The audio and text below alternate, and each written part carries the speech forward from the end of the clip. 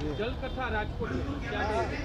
बहुत सौभाग्य का क्षण है और विशेष रूप से भारत एक ऐसी संस्कृति का नाम है जहां प्राकृतिक अवयवों को ईश्वर माना जाता है, उनको रसायन नहीं समझा जाता। पूरा विश्व पानी को H2O कहता है, हम जल को देवता कहते हैं। विश्व पहाड़ को पर्वत और पत्थर कहता है, हम हिमालय को देवता कहते हैं। विश्व वायु को विंड कहता है, हम उसे भगवान बजरंगबली के पूज्य पिता के रूप में संबोधित करते हैं। तो जब तक आप जो प्राकृतिक अवयव हैं, पंचभूत हैं, उनमें देवता नहीं देखेंगे तब तक उनके संरक्षण में नहीं रहेंगे। सुदूर सौराष्ट्र में गिरगंगा फाउंडेशन के माध्यम से गौवंश के संवर्धन के लिए और जल संरक्षण के लिए जो प्रयास हो रहा है वो बहुत ही शोभनीय है, सराहनीय है।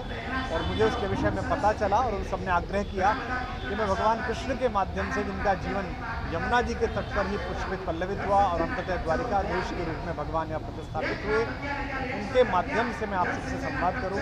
जो कल बहुत रस बरसा भगवान श्री कृष्ण की संकल्पना और इस समय भारत में उनकी उपादेयता, उनके दर्शन की, उनके ज्ञान की, इस पर चर्चा हुई।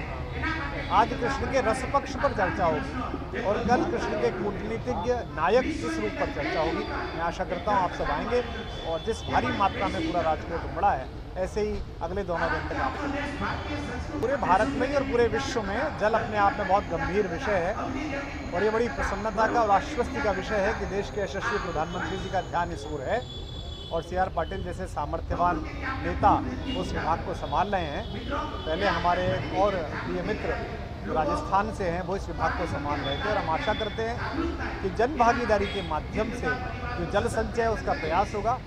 हमारे ग्रामीण दर्शन में जल संचय पहले से ही चलता था, लेकिन अंग्रेज़ों के आगमन के बाद जो नई यूरोपीय योजनाएं भारत में लगाई गई, उसमें ग्रामीण व्यक्ति की भागीदारी कम हो गई।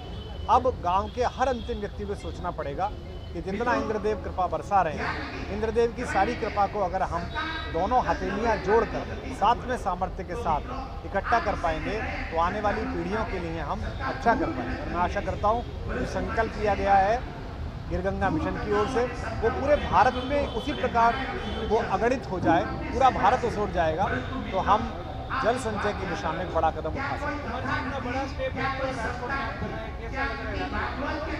राजकोट में बहुत पहले से आता रहा हूँ, मुझे याद है आज भी 20-22 वर्ष पूर्व भी जब वजूभाई वाला साहब यहाँ होते थे तब भी मैं आया। जब प्रधानमंत्री जी मुख्यमंत्री थे तब भी सरगम क्लब के माध्यम से और अनेक प्रकार से होली के यहाँ कार्यक्रम होते थे। तो निश्चित रूप से इतना बड़ा आयोजन, हज़ारों हज़ार लोगों का जनसमूह और राजकोट के और सौराष्ट्र के सभी मानक लोगों की भूमिका यहाँ हुई है। मेरे समक्ष निजी आनंद का विषय यह है कि द्वारिका प्रदेश है, हम लोग ब्रज के लोग हैं, हमने हंसता गाता गुनगुनाता कन्हैया आपको सौंपा था, आपने उसे द्वारिकाधीश बनाया, इसका आभार भी है। जो रस पक्ष थोड़ा कम रह गया था उसे उड़ेलने के लिए ब्रज से व्यक्त किया है। बहुत धन्यवाद आपका।